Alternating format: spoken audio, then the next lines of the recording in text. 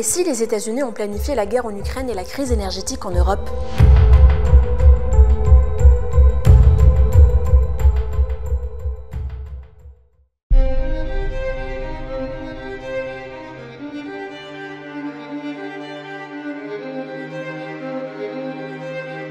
Un compte-rendu détaillé est donné de la façon dont la crise énergétique en Europe a été prévue par les États-Unis.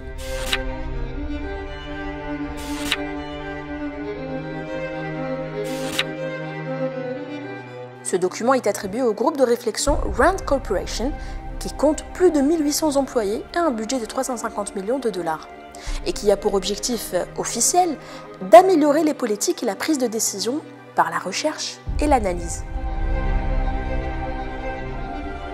Ce groupe de réflexion serait, selon ce document, à l'origine de la stratégie ficelée pour que le conflit Ukraine-Russe profite à l'Amérique.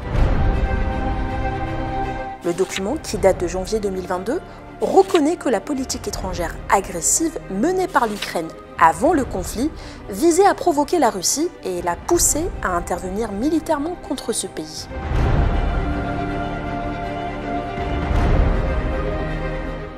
L'Ukraine veut la paix. L'Europe veut la paix. Le monde veut la paix. Et nous avons vu qui est le seul à vouloir la guerre.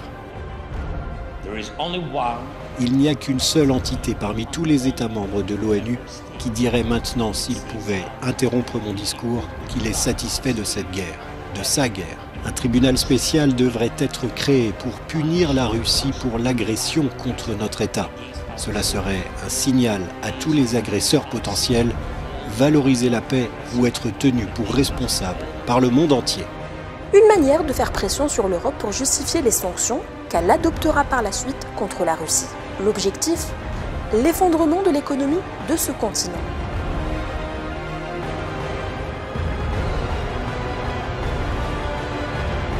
Today, we will propose to ban all Russian oil from Europe.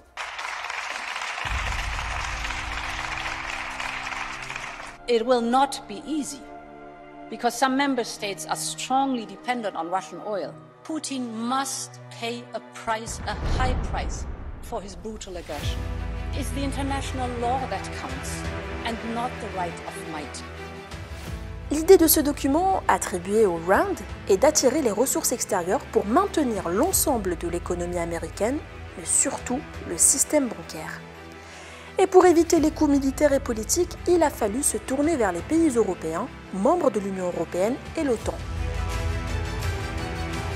Mais là, il y a un petit obstacle.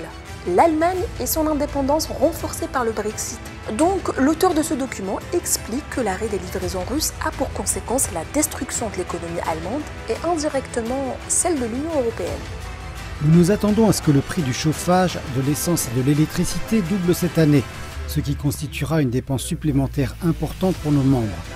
Beaucoup de gens ne prennent peut-être pas la mesure de cette contrainte. Si les gens dépensent trop en énergie, ils devront consommer moins dans d'autres secteurs, ce qui signifie moins de capacité de dépenses dans d'autres domaines de notre société. Mais comment faire en sorte que l'Allemagne rejette les approvisionnements russes? En provoquant un conflit militaire en Ukraine.